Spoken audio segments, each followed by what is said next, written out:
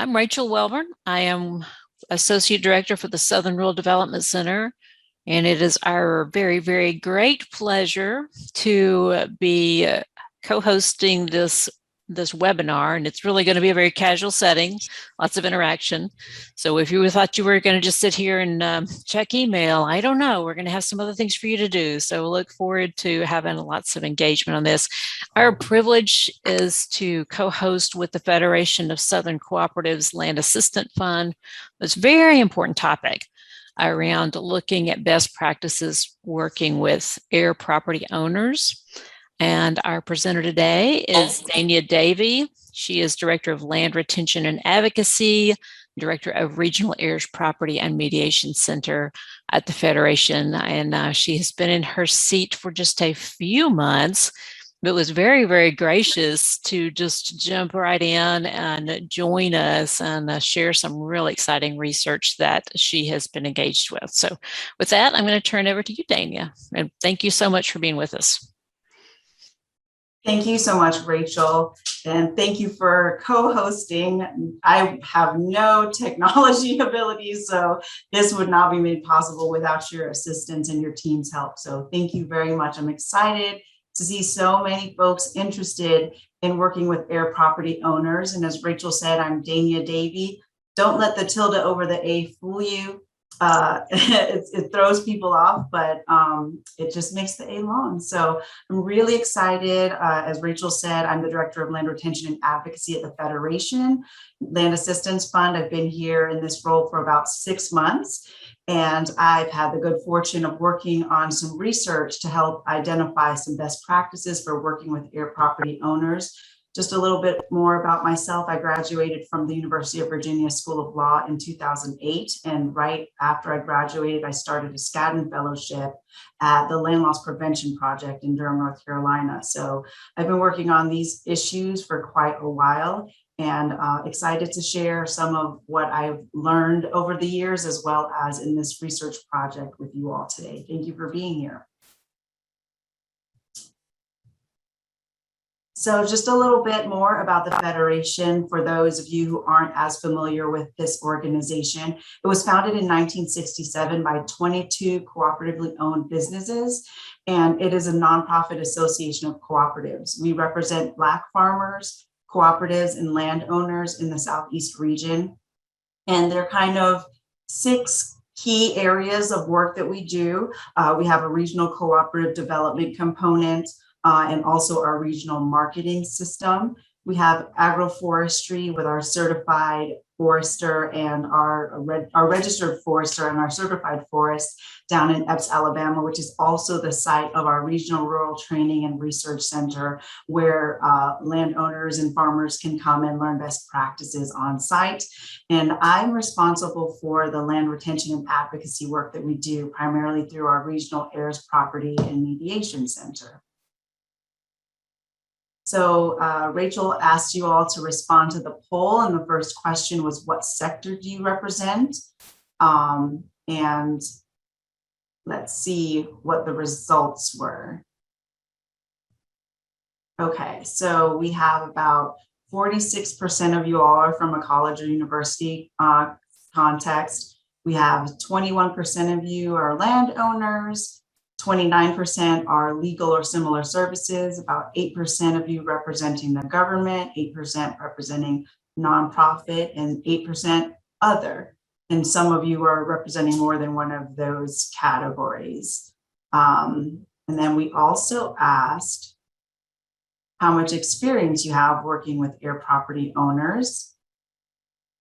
Pretty good split across the first 3. So there's 29% with no experience working with heir property owners, 25% with little experience, 38% with some experience working with heir property owners, and 8% with significant experience working with heir property owners. So this is a really great mix of folks. Really excited. I think this presentation will have something for all of you to learn and to gain some additional best practices from, and then definitely learning some from each other. As Rachel said, this will be interactive, and as much as I'll be sharing, we'll also be expecting you all to share with each other. So it's great to see that we have such diversity in terms of experience. And I hope that those of you who are coming in with no experience will have some really great allies after this session to continue to build your opportunities to work with this community. So since we do have some diversity across the sectors and the levels of experience with working with heir property owners, I kind of want to do some level setting at the beginning, just kind of setting a baseline for what the heirs property issue is. So we're going to answer the questions: what is heirs property? What causes heirs property? What are some of the threats to heir property ownership? And what are some of the recent legal interventions, where we'll explore some recent legislation that impacts heir property ownership. So what is heirs property? This is probably the number one question that I get whenever I'm out sharing about the work that I do. And heirs property is what occurs when a landowner passes away without an estate plan. So the state's intestacy laws govern the inheritance of the decedent's property. So another way of thinking about this is it's the default for how the government will determine who gets what of a landowner's property and assets when they pass away without leaving an estate plan. A recent question that I got was, what about when there is a will, but it equally divides everything amongst all the heirs? Well, yes, there was an estate plan technically, but in effect, it has a lot of the same consequences as if there were no estate plan. And so it's really important to think through estate planning when you want to think about the management of the decision-making for the heirs, because once they inherit it as a tenancy in common under the state's intestacy laws, then they all have to have a fractional interest in the entire property, and they all have some decision making and some responsibility for the taxes. So it's really important when thinking through how to get around the estate planning issue that results in heirs property, for making sure that there's a really clear and distinct decision making protocol in the estate plan. So that we already kind of touched on what causes it. So we've found that limited access to the education on the consequences historically has played a significant role. There are families that thought it was in their best interest to just leave it to the kids without having any estate plan, and not knowing that kind of, when there's 6 acres of land and there are 25 acres, and folks don't know who's going to be responsible for the taxes, that can really quickly become a very big management problem. And so it's really important in our work to make sure that we're getting out and letting folks know the legal and other consequences of not having an estate plan, or an inadequate or insufficient estate plan. Limited access to legal services, especially in the rural areas. We find that when we're trying to work with attorneys and make referrals to attorneys, there are a lot of areas that are just legal deserts, or limited attorneys practicing estate planning in those communities. And that has historically and continues to be a big challenge for the communities that own property in the rural South. There's difficulty affording those necessary services, and that goes beyond the legal services. That goes to having the surveys paid for, all of the related property management services. Those can often be a barrier to the family having an adequate plan in place for management, and that continues to proliferate because each generation kind of feels a little bit more trapped by the lack of planning by the previous generation. And then you get into situations where there's a limited amount of acres and a significant amount of heirs because of the cost of all of the services. And then competing priorities, I wanted to include that because there is a lot more, sometimes we focus in on what is not available to the communities, but sometimes it's just a matter of folks trying to get all their ducks in a row. I've had the experience where I've drafted an entire estate plan for a landowner, and I guess there's kind of a fear that once you sign your will, then you're prepared to die, and so people will sometimes try to just make sure that they have all their ducks in a row, and kind of their estate plan is the very last thing that they do. And so those other priorities, other financial priorities, for example, can become a cause of heirs property as well. And so what are the threats to heirs property ownership? As I mentioned before, the fractionated interest.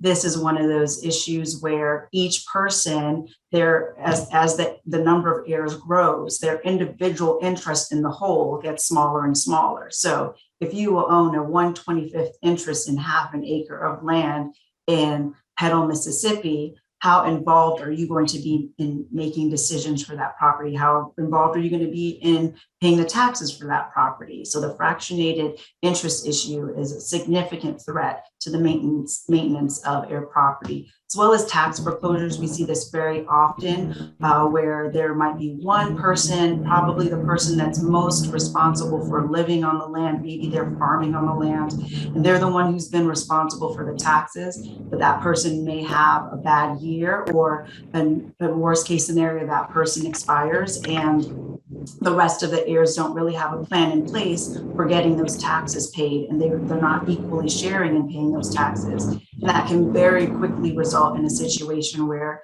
the taxes get behind and then there's a tax foreclosure sale, often selling the property for significantly less than it's actually worth. Limited resources, as we discussed before, for paying for all of the related management services, can threaten ongoing management of the heirs property and often result in heirs wanting to either sell their share or sell the entire tract.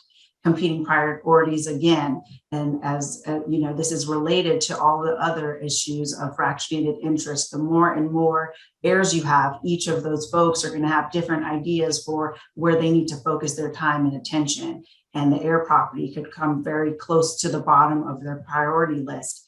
And also when it comes time to making decisions about improvements that need to be made, or if there are leases that need to be drafted so someone can farm on the land or rent the property, those priorities make it difficult to come to a consensus and often result in heirs kind of giving up trying to keep it in the family. Also, we found, and even in this research that we conducted this summer, we found that false or faulty court filings can result in threats to heir property ownership. And sometimes these are inadvertent, erroneous documents where just that there's missing a signature. And so there was an improper conveyance of the interest via deed. And then also there are folks that are opportunists who kind of pay attention to maybe a family property that's not getting its taxes paid on time, and they may file false documents with the court or on the register of deeds. And the often talked about partition sale issue is kind of connected, where someone may go to an heir and say, hey, I'll pay you $250 for your 1/250th interest in 3 acres of land in Southwest Georgia. And once that person buys that share, they can go to the court and say, Your Honor, I don't know how to find these 200 other landowners that I need to now manage this property with. So can you please help me sell this property through a partition action so that I can just be the outright owner, or someone can be the outright owner and make the best use of this property? And we've seen partition sales exploited historically and cause a lot of land loss.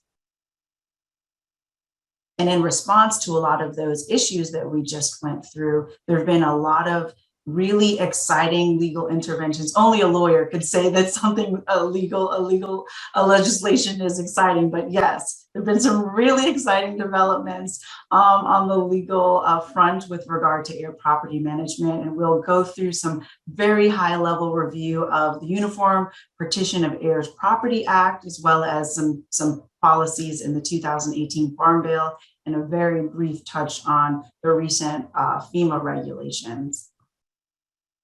So the Uniform Partition of Heirs Property Act improves the partition process in favor of heirs property owners. As I said before, a lot of times we saw that an outsider would buy an individual heir's interest and force a partition. Now, under the law, there was supposed to be a priority for a partition in kind, which means that They should have been able to take the map and draw up all of the boundaries and divide each person's acreage accordingly. But as you can imagine, with a significant number of heirs, and it's very difficult to quantify the value. So if one person's tract is closer to a stream, one's closer to road access, are those equal in value? So a lot of times, even though the default is supposed to be a partition in kind, it often ends up being a partition by sale.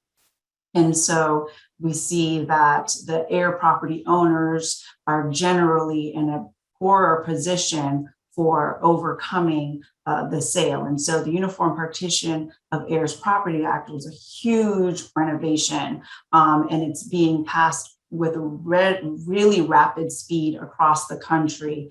And I just wanted to go over some of the significant sections, especially for those of you who are less familiar with working with heirs property owners. It's one that you're really going to want to understand very well because it has implications for other pieces of legislation.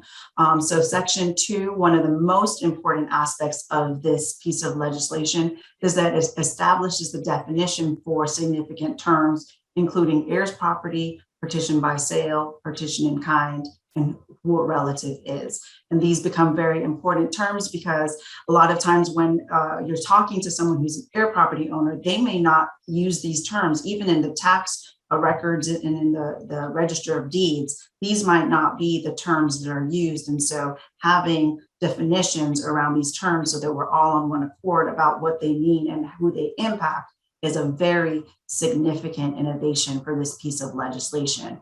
In Section 4, there's a notice and service requirement when an heir is seeking a partition sale. This is another very significant improvement. It makes sure that all of the heirs are provided notice, proper notice, so that they can challenge or present evidence in the partition action. And this was not something that was uniformly recognized in partition sales historically. So this is another really significant aspect of this piece of legislation. In Section 6, there's the determination of value language. And if the co-tenants are unable to agree to a method of valuation, the court can determine the fair market value by an appraisal or some evidentiary hearing. This is also very significant. As I said, sometimes there's an heir that lives in a metropolitan area and they just have no idea what the value of the land is. And that person can be a holdout from allowing the other heirs to move forward with plans. And so this really allows the judge some discretion in making sure that the appraisal gets the accurate value of what the property is worth. Section 7 goes through the process by which the heirs have the first right to try to purchase the interest of the heir who's trying to sell by partition. And this is also significant because the right of first refusal gives the family a chance to kind of come together and gather resources. If it's that they don't want to sell at all, they have a chance to buy that person out rather than going through the entire partition sale process. Section 8 has the partition alternatives. And so the judge can consider whether or not a partition in kind, which is supposed to be the default historically, they can determine what kind of partition, whether a sale or in kind, would cause any undue prejudice to all of the co-tenants. So now we get into more of the nuances around value to family members. As that leads us into Section 9, which are the considerations for a partition in kind. And so it kind of adds the non-financial considerations. So historically, it was just about the numbers, how much is this land worth? Whereas now, for example, an heir can raise their sentimental attachment. So this has been always grandma, grandpa's land, and the family remembers having summers there with grandma and grandpa. That can now be used as evidence to be considered by the judge in making the determination of whether or not the partition by sale can be granted. And then finally, Section 10 is also very significant because it requires an open market sale, only allowing for seed bills or bids or auction as determined by the court. And so that's probably the best way to ensure that this is an open market opportunity for the best value, the best price to be achieved in the event that there is a sale by the family. So very significant piece of legislation. Also, the Farm Bill of 2018 had two pretty significant priorities for heir property owners, section 31. 310I, 310I, authorized the Heirs Property Relending Program. So this program you might have just recently heard about. It was announced by the USDA this July, and we're very excited about this program because it allows FSA to determine which eligible intermediary lenders will be able to get loans of up to $5 million with a 1% interest rate to relend those funds to heirs, and the heirs can apply to these intermediary lenders for loans of up to $600,000. And this is significant because the loan funds can be used for closing costs, appraisals, surveys, title searches, legal fees, all of the things that have historically been challenges or barriers to helping them consolidate their fractionated interest. And this is very important. And it's really important that we get the message out that heirs are now eligible to start applying for these funds to make sure that if they want to keep their family in the land, now there's a loan program that's available to do that. So this is a wonderful program, and we're excited to see how it rolls out. And we're definitely excited to hopefully participate in that process as it is developed further. Another significant priority policy under the Farm Bill of 2018 was Section 12615, which increases acceptable documentation for heirs property owners to establish farm numbers. As many of you may know, a farm number is kind of the golden ticket to having access to the programs that the USDA has. And so getting farm numbers for heir property owners is a very significant step to getting them into all of the necessary conservation and agricultural programs that we want to see them participating in to make the most optimal use of their land and really making it an asset instead of a burden for the family. And so this piece of legislation allows for increased acceptable documentation. So if the family doesn't have a specific deed with, there's no deed that specifically has one person's name on it, but there is a court order in the states that have the Uniform Partition of Heirs Property Act. There can be a court order verifying that the land meets the definition of heirs property as defined in the UPHPA. So you can see that the UPHPA is not only significant in and of itself, but also for allowing other programs to develop opportunities for heir property owners to benefit from them. And then in the states that the UPHPA has not yet been enacted or adopted, there are also additional documents that can be accepted, including a tax return of a farm operator or even self-certification. So this is really bringing us light years ahead into creating more opportunities for heir property owners to avail themselves of the full benefit under USDA program and services. So now I've been talking at y'all for quite a bit, and it's an opportunity for you to share a little bit with each other, especially for those of you who have some or extensive experience to share with those of you in your small groups who have limited or no experience working with heirs property owners. But we want you to talk amongst yourselves. You're going to go into breakout rooms and discuss what challenges do you face in working with heir property owners. And we're going to have about 10 minutes for that conversation. So we're going to go into the breakout rooms now, and then we'll call you back in about 10 minutes. Okay, so we're back. Thank you all for participating. And now I'm going to ask you to put some of the responses that you had in your group discussions in the chat. We're going to try to look at some of those together, but we won't actually have any spokesperson representing their group. So you can go ahead and start putting some in the chat. And while you put some in the chat, I'm going to also respond to a couple of the questions that were raised in the chat before we went to break. And I did mention on a slide that there are changes to the FEMA regulations. And I just wanted to say that there are resources that are available if you're interested in finding those, finding more information about those changes to the FEMA regulations, you can message me after and I can share those with you. But just know that one of the barriers to receiving aid, disaster relief aid through FEMA for heir property owners has been that issue of establishing clear title, establishing that they actually are the legal owners of the property that was affected by the natural disaster. And so FEMA has been educated about the way that that creates a barrier to heir property owners, and they've taken that under consideration in the forthcoming regulations that they've developed, allowing for increased acceptable documentation, similar to the self-certification for the farm number.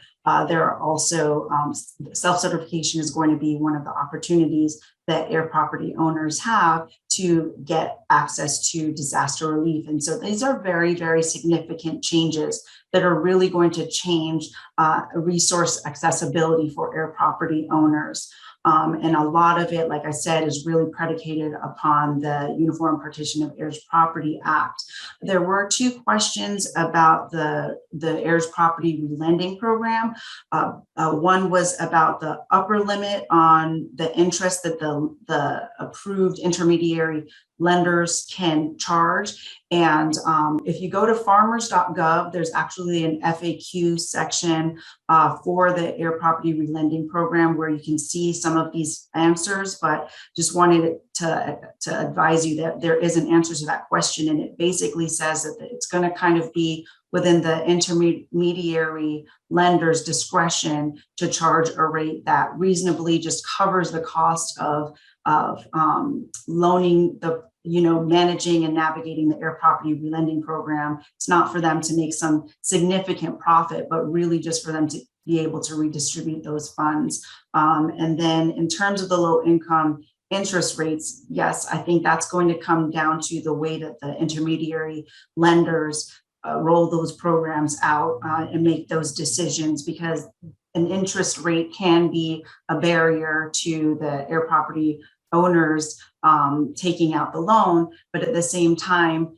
a grant program would be more limited in its impact because it would have to rely on funding to keep it going, whereas it looks like a loan program could be more sustainable in the long term if folks are able to get access to those funds and pay those back and kind of keep the programs going and that way sustaining itself. And so I don't think that there's a resource that specifically answers that question. So if the person that asked that question wants to message me and have a broader conversation about that, I'd be happy to do so. But I definitely want to direct everyone to the farmers.gov resources regarding the heir property relending program. So now let's look at what you all discussed in the small group. Thank you very much, Ryan and Rachel, for sharing those links in the chat for the heir property relending program. So there are a lot of comments. Thank you all so much for the challenges that you encountered. So there's lack of knowledge from the bench. So judges having to be educated, and that's kind of not unique to the heir property issue, but definitely a challenge when we see that this is a piece of legislation that's growing traction across the states. It's really important that our advocates not have to, re-educate the bench. And so that's definitely an opportunity to making sure the broader bar understands the implications of the UPHPA. Veronica shared that there's some inertia and analysis paralysis in the use of the UPHPA. And as I'm assuming, because she's an attorney, that's for families trying to make decisions about whether or not to be proactively filing partition actions, which is a question that I've gotten frequently. Communication is a very big challenge, and that's part of why the mediation services that the Federation has and other agencies have is so significant, because communicating amongst the heirs and then being able to be a service provider communicating to the heirs is historically and continues to be a challenge.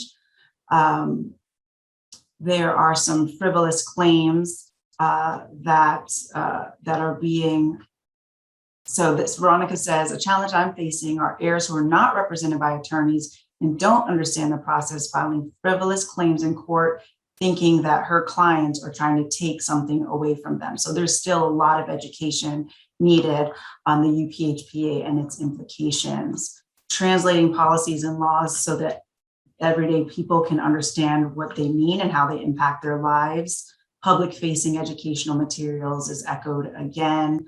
Communicating with non-client heirs to gain trust is always a challenge for attorneys. And hopefully we'll think about some ways to overcome some of these challenges. This is a long one, Dr. Zabawa.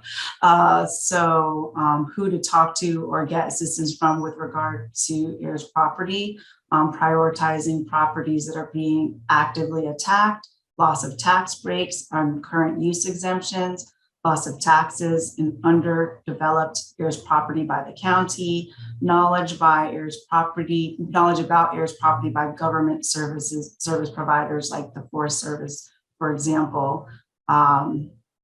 So these are some really significant challenges. We don't have time to go through all of them, but I would definitely, I think that we'll be able to share the chat afterwards and kind of try to keep this conversation going. Hopefully this presentation will speak to at least some of these challenges and create some relationships amongst us that we can help work together and assist each other when these challenges come up in our own work.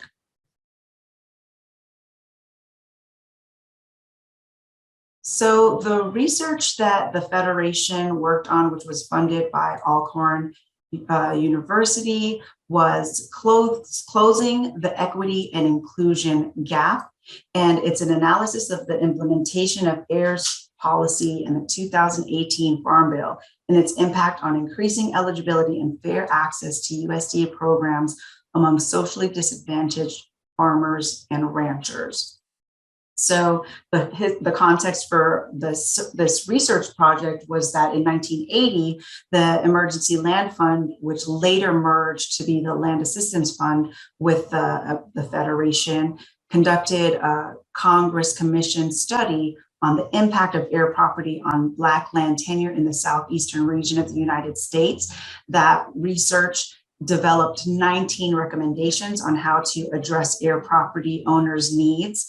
And so in 2018, the Federation conducted a follow-up research project trying to see what happened with those 19 priority recommendations under the 1980 study. And that research project was called Land Loss Trends Among Socially Disadvantaged Farmers and Ranchers in the Black Belt Region.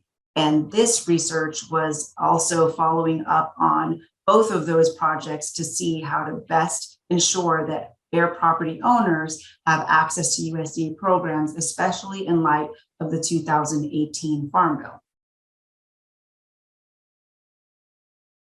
So the methodology, so the first phase was to host a roundtable with relevant stakeholders, including folks in government agencies and other nonprofits that work with heir property owners. The next phase was that we conducted 20 interviews of heir property owners in 4 of the southeastern states: Alabama, Georgia, Mississippi, and South Carolina.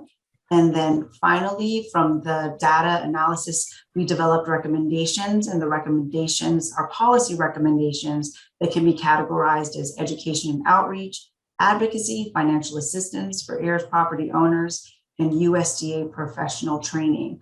I'm not going to go too much into the recommendations because this presentation is really for people who want to understand best practices. But those research findings are available for those of you who are interested. You can message me or email me after.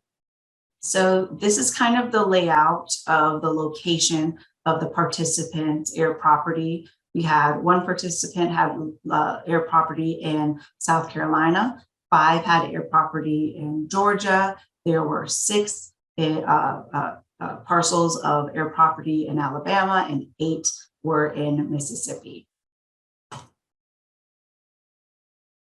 In this chart, we captured some of the attributes of the participants, and we see that there's a pretty broad variety of the total number of heirs. The lowest number of heirs that we saw was 4. We saw another in South Carolina, there was an heir property family that had 300 heirs. So going back and thinking about the challenges that we were talking about in our small groups, imagine working with that family and having 300 folks that you're trying to get on the same page and trying to make a decision for the property. We also saw a pretty good spread in terms of the total acres that were represented. The smallest tract that we had reported in the study was 10 acres. And then the largest tract was 215 acres. And then we see that some of the land was acquired in the 1800s. And then most recently, there was a tract acquired in 1990. So one of the most surprising findings from the research was that there were already a significant number of heir property owners that already had a farm number. And this was before the 2018 policy was implemented. So we found that 35% of the heir property owning participants reported that they did not have a farm number. One respondent advised us that we never got a farm number, even though their heirs had applied for one, and they keep being told that there's only a limited number of farm numbers distributed each year from their local farm service agents. But then on the positive side, we saw that the 65% of those heir property owners that we surveyed reported that they already had a farm number. We also asked if they were aware of the heirs property provisions in the 2018 Farm Bill. 60% of the participants with knowledge of the heirs property with knowledge of the heirs property provisions in the Farm Bill attributed their awareness to education and outreach from the Federation. So that's 60% of those who were aware, but there were only about 25% of the participants that were aware of the heirs property provisions in the 2018 Farm Bill. 65% were not aware of the heir property provisions, and the remaining 10% chose not to answer this question. So we see that there's both an education about existing policies issue, but then there's some information that we as advocates and those who work with us need to think about further, because 65% of them already have farm numbers. We need to figure out why there's still barriers in accessing those USDA programs and services. So as I previously stated, some of the key findings were that 65% of the participants were not aware of any of the heirs property provisions in the 2018 Farm Bill. And then 65% already had a farm number. And another significant key finding was that many critical challenges to maintaining heirs property continue to persist. For example, we found a respondent that advised that a neighbor of hers was filing false documents on the Register of Deeds, and they actually took those documents to the FSA to try to get her farm number reassigned to them and representing themselves as the owner of her property. So those are kind of things that we think about happening historically when we think about land loss, but we're still kind of hearing that some of even the worst case practices are still occurring to this day that are creating challenges to heirs property owners accessing USDA programs and keeping their land ownership.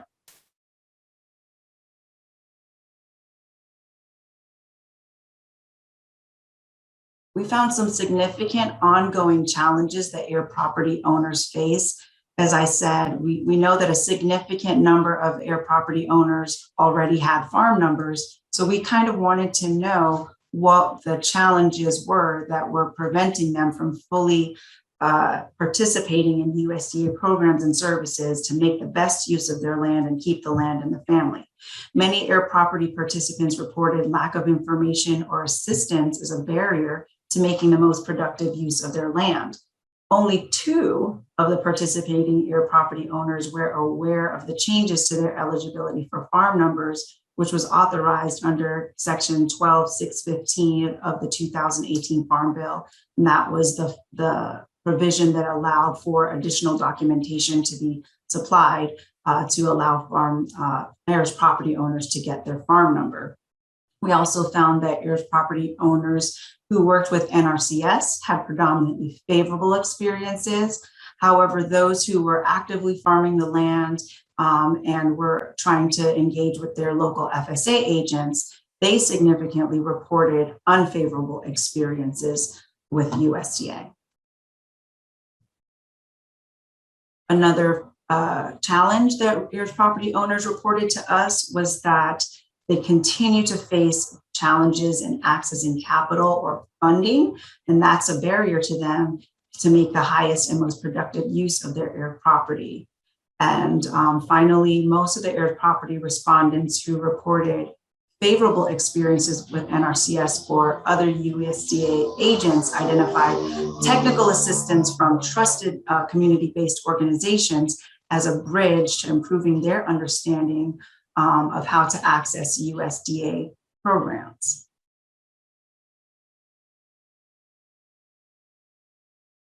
So now that you've seen some of the findings that we had, some of them actually match up to some of the challenges that you all discussed. I want to give you another 10 minutes to have actually in the chat. We're going to start with the chat discussion. I told you I'm not the tech person. Every time I try to move the screen, that happens. But so in the chat, I want you to share what data point or finding was most surprising to you.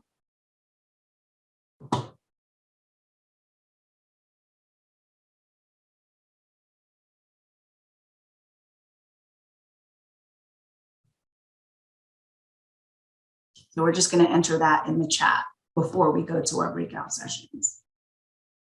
What data point or finding was most surprising to you?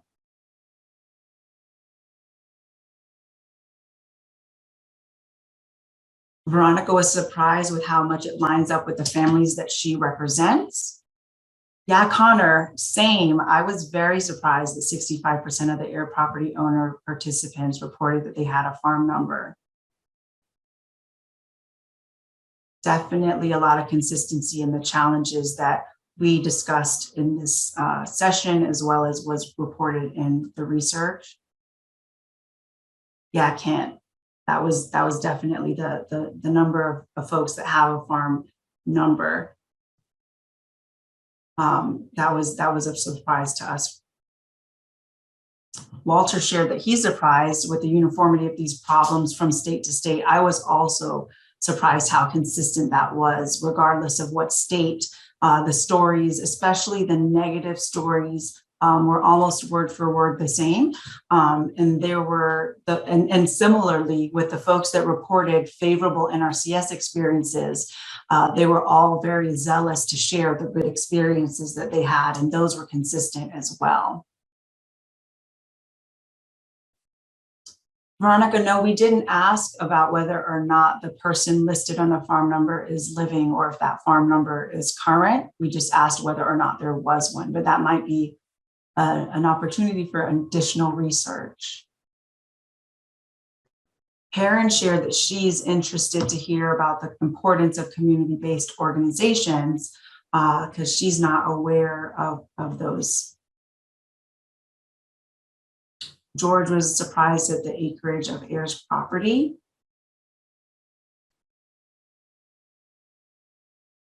Gregory shared that he's surprised it's taken so long for this issue to get the attention it needs. Same, Gregory. I'm so excited that there's so many participants in this webinar because, you know, when I first started out, I definitely haven't been in the field as long as you have, but for my entire time in the field, been surprising how well kept secret the heirs property issue has been, but it's turning around. Tammy shared that she's actually heard of negative experiences with NRCS from landowners.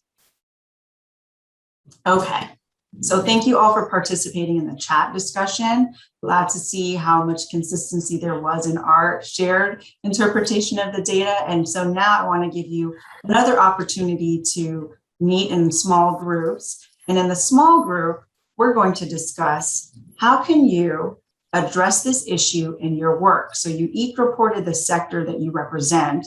So now you're going to be in groups of folks who may represent different sectors. So we want you to share your perspective on what you can do to address this issue in your work. And we're going to have 10 minutes for that discussion. Okay, so I think everyone is back. And just like we did with the last one, if you could start putting some of the things that were shared in your chat, how you can address this issue in your work. So Tammy shared that education is the role that she can play. Resources available to help need to plan going forward. Michelle says that an awareness campaign for those who don't know the extent of the issue. Yes, Veronica, we were talking about generally the challenges that heirs property owners face. George shared providing education to heir property owners on the legal tools they have to protect themselves. Dr. Zabawa shared more research, more education, more outreach, especially at the local community and family levels.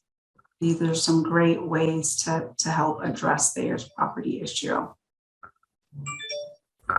Veronica shares that she'd like to see a working group convened where we walk through a case that will be ripe for a UPHPA action to discuss the pitfalls and strategies. So that sounds like something an attorneys group would be interested in.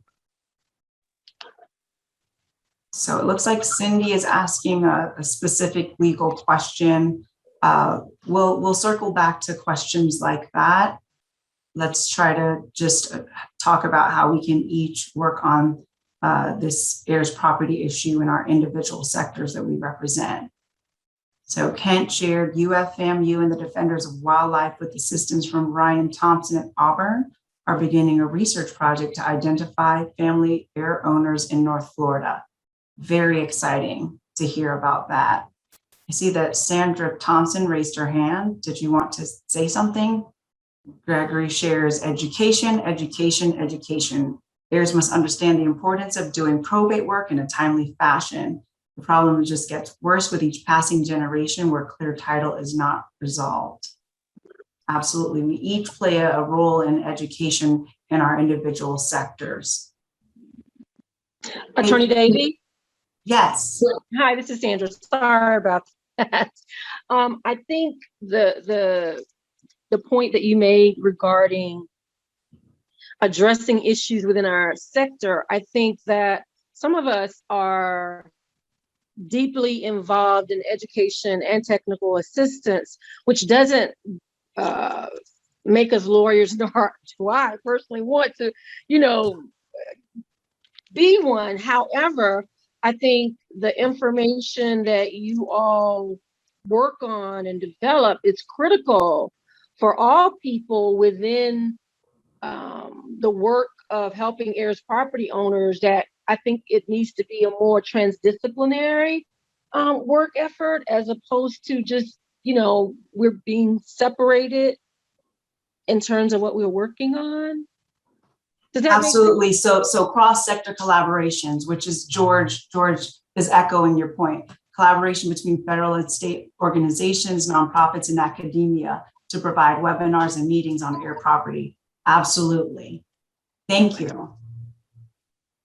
Thank you all. Those are great. And Veronica includes attorneys in those conversations as well. Fantastic.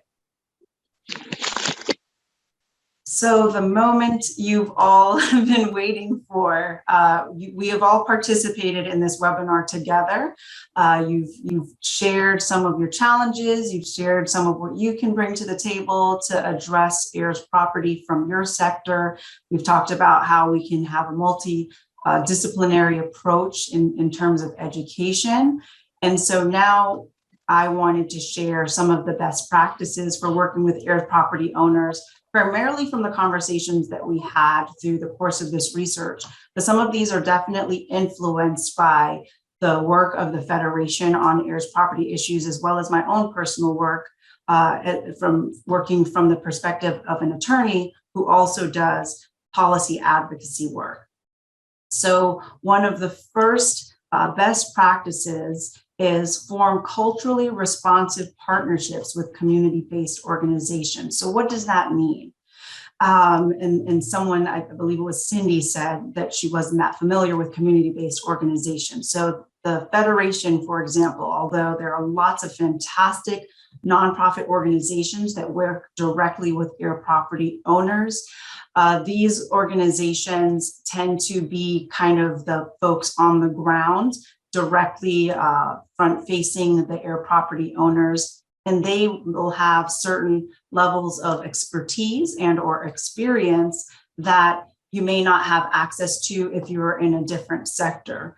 And I think that when the heir property owners that were aware of the heir property policies in the 2018 Farm Bill shared that they were aware of those policies because of the Federation, and some of those who had positive experiences working with the USDA cited their community-based organizations that they already had a relationship with as kind of bridging those gaps. I think it's really important for those who are in government, academia, those of us that are also attorneys, to think about partnerships that are not just, us trying to extract intellectual property from community-based organizations, but really thinking about culturally responsive partnerships. So partnerships where sometimes you're going to be the one holding the mic, sharing what your expertise is with that organization to kind of help fill in any gaps they might have in their learnings and knowledge.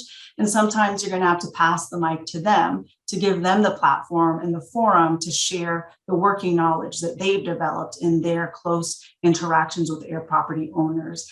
Kind of how this webinar came into existence was a culturally responsive partnership between the SRDC and the Federation. So those are the types of relationships that really ensure that broad disciplines are working together, each sector bringing its expertise to bear, and kind of fostering and facilitating relationships that can assist wherever you may have a gap. So that's the first best practice. And I think some of us already are engaging in those. And those of us that are, I think it's really, really important that we share about those positive experiences. A lot of times we hear kind of negative, that limited resource mentality of infighting happening when folks work across disciplines and sectors. So it's really important that those of us who have positive experiences working in culturally responsive partnerships really share those whenever we can. Another best practice is to expand your evidence-based knowledge. That means reading research.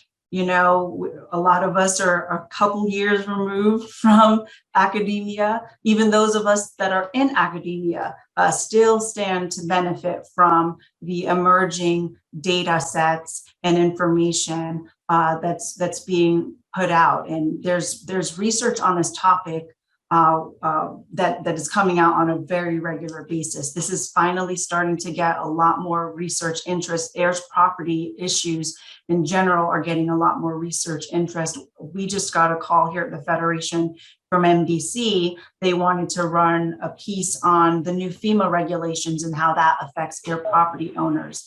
And so to the extent that you can, make sure that you're reviewing the most recent data as it comes out to make sure that you're making informed, evidence-based informed decisions, and just having awareness of what those resources are so that you can help share those with heir property owners in ways that will be accessible.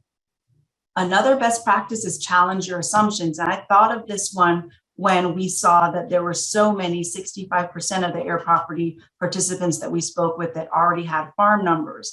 I think that in the design of the research, the working assumption was that folks did not have farm numbers, and that was creating a barrier to them accessing USDA programs and services. And that was resulting in the land loss that we were seeing amongst heir property owners. But looking at the evidence, looking at the research, looking at the data that's available, we have to kind of question the assumptions, especially those of us that have been doing this work for a really long time. There's a certain set of working assumptions that we've developed, and that might not always be the cause for the barriers or the challenges that heir property owners are facing, especially with the evolution of legislation. For example, the UPHPA, there have been improvements, and we need to both pat ourselves on the back for advocating for these improvements in various areas, and also working to ensure that when we're working with heir property owners, we're not making assumptions about what they can and cannot do. And I bring that up in special regard to the heir property relending program, because there are a lot of folks who infer that heir property owners, because there's been historical barriers to accessing services, that all heir property owners are not able to afford those services. And sometimes there are heirs that do have the credit score to get the loan, or do have the ability to pay for the attorney, or do have the ability to pay for the survey. And so challenging those assumptions that would have you limit the possibilities of what opportunities you present or offer to heir property owners is a very important best practice. The next one goes pretty closely into the last two. Familiarize yourself with emerging programs for heirs property owners. Rachel was saying that I broke down the UPHPA in a way that was accessible, at least to someone in academia. I don't know if it was accessible to everyone. I hope that it was. That's always my goal as an attorney, to make sure that I'm not speaking legalese. But it's really important that, there's a familiarity that each of us has with these programs. The heir property relending program, for example, that's one that's just coming out. And so I myself am watching webinars and reading everything that's on farmers.gov, reading everything that the USDA is putting out, as well as comparing that to the actual language of the 2018 Farm Bill. Now, we're not all lawyers on this call, so we're all going to be approaching this from a different vein. And so those who are in academia, and you are the ones who we're going to rely on to break down the statistics and the data. You're the ones who are going to be able to be that link between attorneys or between government agents and the evidence-based knowledge and the literature and the research that's out. And so it's important that each of us have a working knowledge, but that's part of where the culturally responsive partnerships comes in as well. Because if I know that I can reach out and call up Veronica or call up Rachel and present an issue, a scenario to them and get their perspective on it, that's a way of community-based organizations, attorneys, academia, working together to make sure that all of us, though we're speaking from our specific sector, we're all communicating the same message and making sure that it's in the most accessible form based on the relationships that we have with the heir property owners that we work with. The next best practice is be proactive. This is one that came up a lot from the heir property owner participants. The best experiences that they had with government agents were those that were very proactive about telling them what the programs that were available, the ones that were making the follow-up contacts, making the follow-up calls, sending the follow-up emails, not just waiting for the person to come in and, hit the right Rubik's Cube of questions to dole them out the information that they need, but really being proactive in engaging heir property owners and sharing the things that that would be assistance. Those are the best ways to make sure that they're getting the information that they need. And then finally, recommend solutions and or make referrals when appropriate. So a lot of times we get stuck in the challenges and in our silos, and there are a lot of benefits that the heir property owners get from us recommending solutions, giving case study examples of things that different Heir property owners did that were successful. And then where your knowledge ends, another partner, their knowledge begins. And so making those referrals when appropriate and whenever you can. And that really comes back to the original point of having those culturally responsive partnerships that you can have to call on to make those referrals when necessary. So we're a little bit short on time. So I see that there's some questions in the chat. I'm going to go to those at the end where there's time for questions. But you're going to get surveys, and it's really, really important that you share with us the key takeaway from this webinar. Equally as important is for you to share with us, what do you need in your role, in your sector, in your silo, in your hat? What do you need to be effective in working with Heir property owners? Is it more experience? Is it more training, more webinars, more partners, or is it something else? And so I'm just asking that when you do get that survey opportunity, please respond, because you're all an expert in what you do, and we can all stand to benefit from what you share. And I want to invite and ask all of you to save the date for Forward 22, the Federation's National Heirs Property Boot Camp. This year, we're hoping to host it in person from December 1st through 3rd here in Atlanta.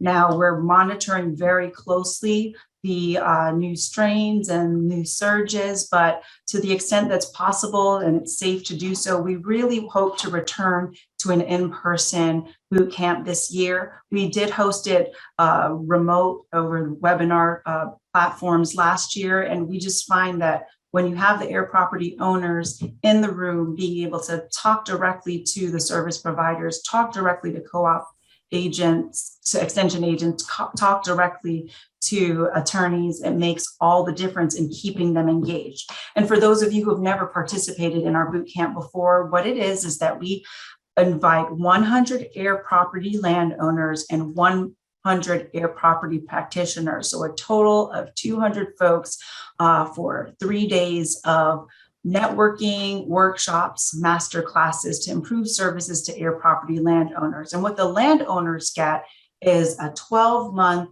workbook that walks them through month by month what they need to do to resolve their Heir property issue by the following December. Now, this is an aspirational list, but it is very fundamental to them getting access to the services that they need. For example, we have a month that's focused on locating all the heirs and having a family tree. There might be a month that's focused on all of the heirs developing an estate plan. There might be, the month finding a survey and getting a survey done.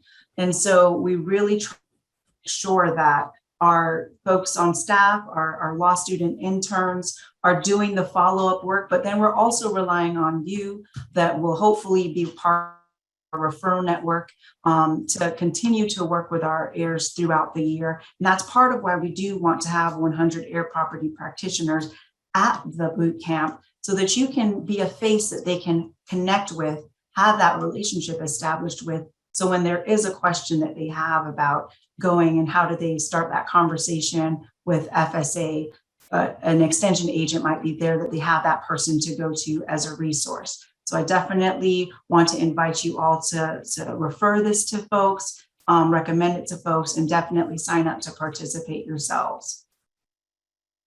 And now we have 5 minutes for questions. And I'm just going to put the disclaimer out that I'm acknowledging that 5 minutes is insufficient to answer the questions. We're going to see if there are at least a few that I can answer in the time that we have. But I will be posting, actually, I'll just go ahead and share right now my contact information. You can email me, you can call if you have follow-up questions. Yet the 2 questions I anticipate, yes, the webinar will be available to view afterwards. And yes, the slides will be available afterwards as well. I'm hoping that will at least address some of the questions. Dãnia, I might also just add, and this is another plug for everyone to do the evaluation. At the end of the evaluation, if you want to receive more information about the boot camp, There's a place for you to sign up to receive more information there. And also the Southern Rural Development Center has a listserv of folks from all kinds of sectors that are just very interested in this work and want to stay engaged and want to be a part of it.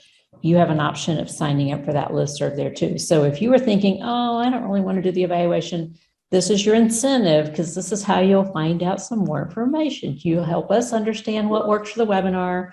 We'll help you stay connected to great events coming forward. So we'll pop the evaluation link in again so you can see it. Thank you so much, Rachel. Karen asks if there's a particular journal or website that I'd recommend for keeping up with current research. You can always visit our research. Our website is currently in transition, so it's probably not the best time to check it. If you do sign up, if you do participate in the survey at the end, you'll add you to the listserv that you'll get an update when our website is completed with the development. So there are reports and data on the federation.coop website. Definitely the Southern Rural Development Center's website, and they have a lot of information. Rachel's probably my go-to person when I have questions about research. The Socially Disadvantaged Farmer and Rancher Policy Center at Alcorn is another great repository for that information. I know that Tuskegee University has significant research projects on heirs property that it's always coming out. I don't want to miss anyone. I apologize. I'm trying to speak quickly and be responsive to your time. But there are lots of great resources and institutions that are working on this issue for meeting your current research needs. Let's see. Yes, so that the slides, yes, they will be available after. And yes, there will be an email going out about registering for the conference. And definitely if you sign up and complete the survey, you'll get an email about when that, that registration site will be up and operational. Do I anticipate an uptick in heir property issues due to COVID? Absolutely, yes. It's already impacted when I was talking about the tax foreclosure scenario. Unfortunately, COVID has disproportionately affected the elderly, and it's disproportionately affected African Americans. African American elderly folks tend to be a significant portion of heir property owners. So we see that they're vulnerable on two fronts. And it's definitely going to impact, COVID is definitely going to impact this community. And that's why I definitely feel a stronger sense of urgency as an estate planner attorney than I ever have at any other point in my career to make sure that we're getting all the needs met of heir property owners, because COVID is going to play and continue to play a significant role in the proliferation of the heirs property issue. So we need to get those resources developed and out as quickly as possible. And I have just about a minute. One more question I'll try to answer is, how often have you seen heirs property issues in urban areas? Urban areas are not immune to heir property owners. Actually, I was speaking with a colleague that's up in New York City, and there's a significant amount of heir property issues in the brownstones. We saw it in New Orleans during Katrina, and Jacksonville, Florida is becoming a new area of research interest in terms of heir property issues. And so heir property issues do not play favorites to rural communities. All of my work has been in rural communities, but it's definitely not exclusive to rural communities. And I am at the end of my time with you all, but I want to thank each and every one of you for participating. This was definitely a group effort. I was happy to share the research with you, happy to answer questions one-on-one after the session is over, but definitely happy that I was able to partner with the Southern Rural Development Center to make this webinar possible. Thank you to Rachel and the entire team, and thanks to each of you for sharing your challenges, your best practices, your knowledge and your resources with everyone that was participating today. So thank you all very much for spending this time together. And Dãnia, let me thank you. We do so much appreciate your time, and you've just provided us with such great information. We really, really appreciate that you've shared this part of your time with us and such wonderful information. So the evaluation link is in there. I hear lots of people asking, how can we stay connected? What can we do? And so if you'll go to that evaluation link, there are 2 different ways that you can stay connected moving forward if you choose. One would be getting more information about the boot camp, and the other would be to join the listserv that SRDC has been hosting for several years now. And that does give you a couple of different ways to stay connected. Plus, we got a couple of websites back in the chat. You may want to grab those. I did see one question about whether we'll be sharing your contact information because of participating in this group. And we do not, unless you choose to have it shared, and the evaluation is where you do that. So we don't just automatically share all of everybody's information, since we had not disclosed that that was something that we would be doing. But if you would like to be a part of these groups and stay connected, then again, encourage you to go to the evaluation link. It's in the chat a few more times. So look forward to getting your responses. And thanks to all of you, 46, 47 people still on for a 90-minute session. That tells us that you were very interested and very engaged. It's almost the same number we started with. So thank you for that. Dãnia, we look forward to many, many more partnership opportunities with the Federation. Such great partners. If you're not familiar with the Federation, then for sure you'll want to connect with the Federation and Dãnia. Just great resources and great partners throughout this whole time. So with that, we will close and look forward to hearing from those of you that would like to stay connected in the future.